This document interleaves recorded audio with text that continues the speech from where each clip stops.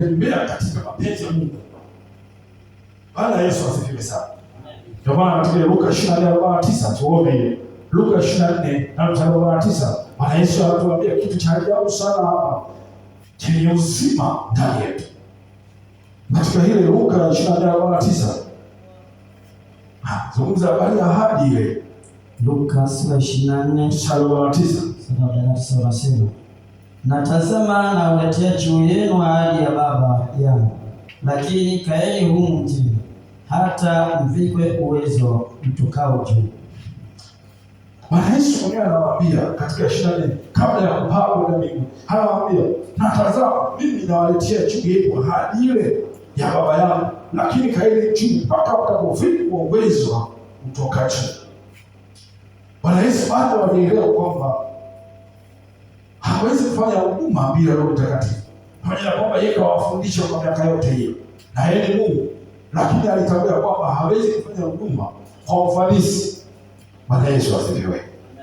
Kwa hiyo tunamhitaji Roho Mungu kwa sababu yeye ndio hazina yetu. Nguvu hii haipimwi kwa sauti ya nje. Inaweza kuwa ni sauti nyembamba, inaweza kuwa ni sauti nzito, inaweza kuwa ni sauti ya madoido, kwa namna yote ile haipimwi kwa namna hiyo. Bwana Yesu asifiwe sana. Nguvu hii inapimwa kwa maisha ya mtu ambao unaona yamebadilishwa.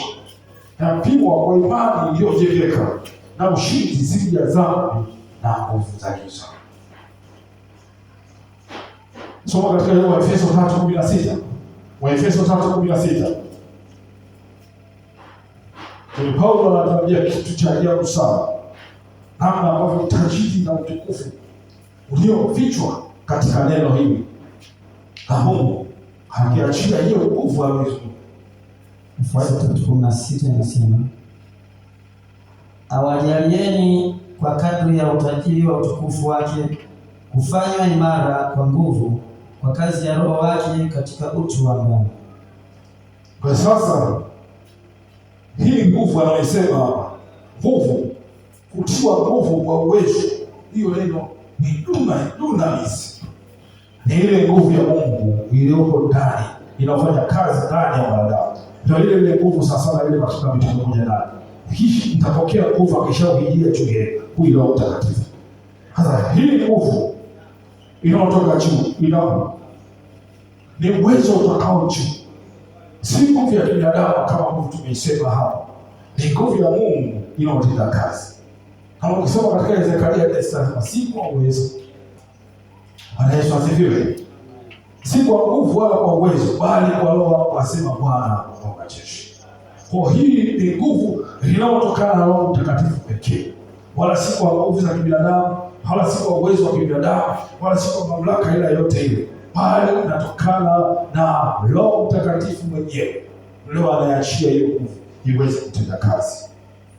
Kwa hiyo ndio nguvu ambayo inabadilisha udhaifu kuwa ujasiri.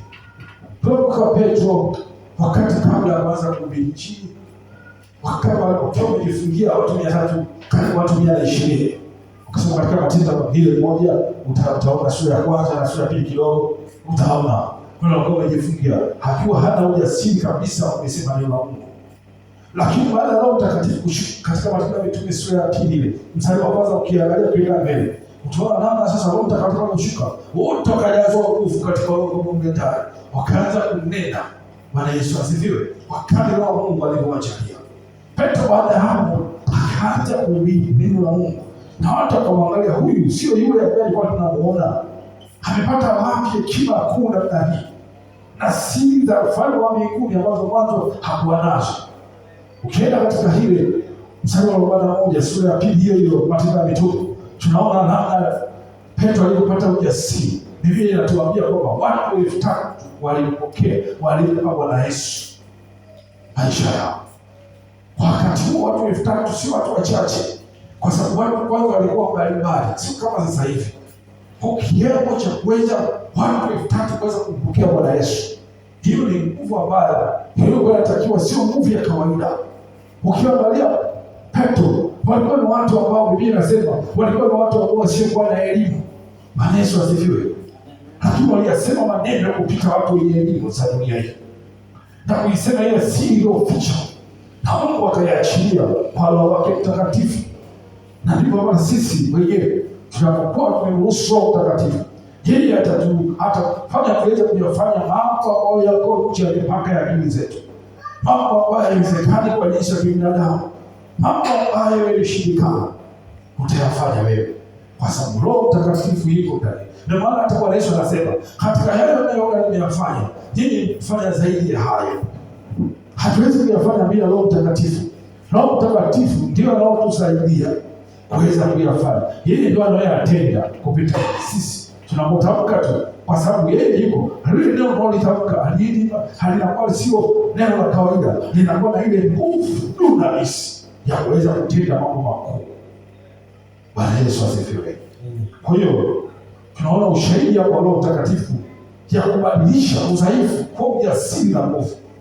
Petro ambaye alikuwa ni mtu wa kawaida kabisa, kwa maana hakuwa na elimu, lakini pia alikuwa na ujasiri wa kusimama mbele za watu. Bwana Yesu asifiwe. Na tunaanza kuona maendelezo matendo makuu kupitia mkono wa Petro, akiwa akiyatenda, hata watu wakileta leso na nguo zao na vivuli vyao, watu wakaponywa. Wafu walifufuka kupitia Petro. Bwana Yesu asifiwe. Ndio kasi tunakumbuka. Bwana Yesu asifiwe. Kwa hiyo hii nguvu si nguvu hii ya kawaida ya binadamu, ni nguvu inaweza kutenda matendo makuu. Lakini hii nguvu ni nguvu ya kutumika, sio nguvu ya kujionyesha kwa watu. Bwana Yesu asifiwe. Dunamis hii, nguvu ya dunamis, sio nguvu ya kujisifu watu wakuone, ni nguvu kwa ajili ya kutumika. Tutapokea baadaye, kutakuwa na karama mbalimbali zitaachiliwa hapa, karama ya unabii, karama mbalimbali kwa kadri neema ya Roho Mtakatifu mwenyewe atakuiachilia. Kwa hiyo tutapokea hizo neema, karama mbalimbali, tujue kabisa ni kwa ajili ya kutumika kwa ajili ya ufalme wake, si kwa kuonekana kwamba sisi ni bora zaidi kuliko wengine, si kwa ajili ya kuwa bora ili utumikiwe, pia ni kwa ajili ya kutumika. Soma Wafilipi 2:13, tusome hiyo Wafilipi 2:13. Soma kitabu cha Wafilipi sura ya 2 mstari wa 13. Nasema, kwa maana ndiye Mungu atendaye kazi ndani yenu, kutaka kwenu na kutenda kwenu kwa kulitimiza kusudi lake jema. Kwa hiyo, kwa maana ndiye Mungu atendaye kazi ndani yenu, kutaka kwenu na kutenda kwenu kwa kulipendeza kusudi lake. Kwa sababu sio wewe unaotenda, ni yeye Roho wa Mungu anayetenda ndani yetu. Kwa hiyo yeye analo kusudi, kwa nini ameachia nguvu ndani yako. Usijimiji, anapoiachilia utakuwa unamkorofisha Roho. Hatakutaka kwenda usipotaka, hatakutaka kufanya usipotaka kulifanya. Huwe tayari tukuelewe, usema ndio Bwana, niko tayari. Hiyo nguvu itakuja kwako. Roho Mtakatifu atakutuishia, hata yeye achilie hiyo nguvu. Na hiyo ni ahadi. Roho Mtakatifu lazima ataanza kuziachilia na kuziachilia, kama kanisa la kwanza lilivyokuwa na utendaji kazi wa Roho Mtakatifu ndani ya watu na karama zake, atatenda pia hata sasa. Bwana Yesu asifiwe. Na wewe tuandaa moyo wako kwa ajili yake, andaa moyo wako kwa ajili yake, ili uweze kumruhusu yeye aanze kutenda kazi. Kwa hiyo tunapopokea hii nguvu ya Roho Mtakatifu, hiyo dunamis, haiwi tu bure. Hii ni kwa ajili ya kuleta matokeo. Mungu ataidai siku moja mikononi mwako. Anapoachilia, atataka kuona ufalme wake umewezaje kuweza kufanya ufalme wake uweze kuwa thabiti na kuwa imara. Ni kwa namna gani ambavyo karama unakupa umeitumia kwa ajili ya kuzuia watu wasiende motoni, roho za watu zinazopotea. Bwana Yesu asifiwe. Kwa hiyo umechukua nafasi gani katika kipindi cha maisha yako yote? Hiyo karama aliyoachia. Sasa kuna wengine wamepewa karama wakakaa nazo mpaka karama za Mungu zikazima kabisa. Bwana Yesu asifiwe. Sisi sisi hatutakuwa sehemu hiyo. Tutakuwa tuko tayari kuyafanya hayo mapenzi ya Mungu.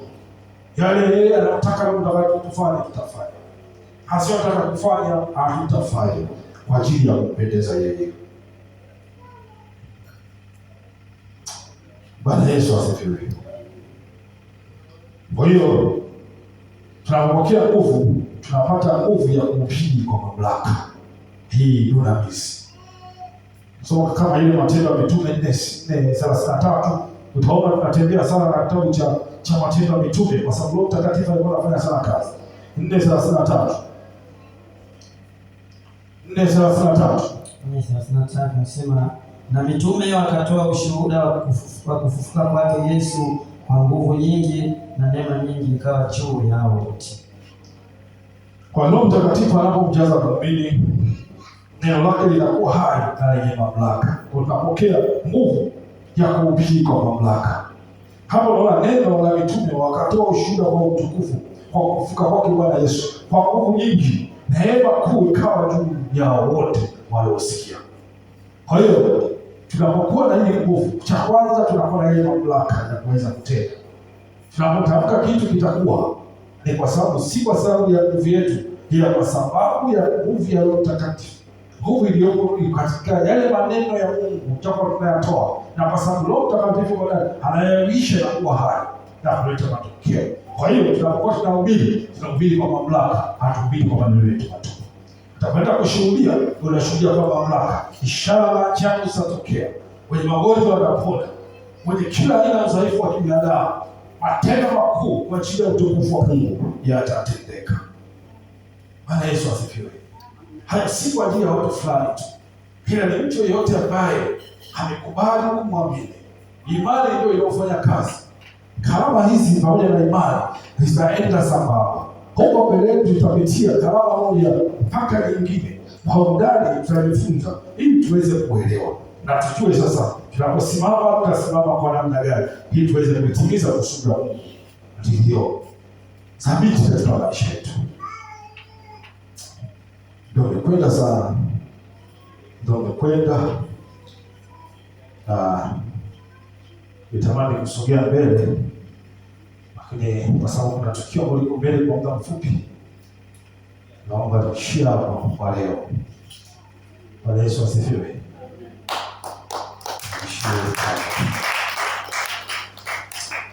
Roho Mtakatifu, ninakushukuru kwa ajili ya neno lako hili.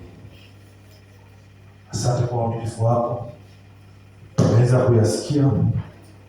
Asante kwa utukufu wako, nasi tunalibariki jina lako. Endelea kutenda kazi katika maisha yetu. Endelea kulitumia neno hili ambalo tumelisikia, liweze kuachilia mabadiliko, lisiwe neno tu, bali liweze kuachilia katika maisha yetu. Kwa ajili ya utukufu wako tunakupa sifa na utukufu. Amen.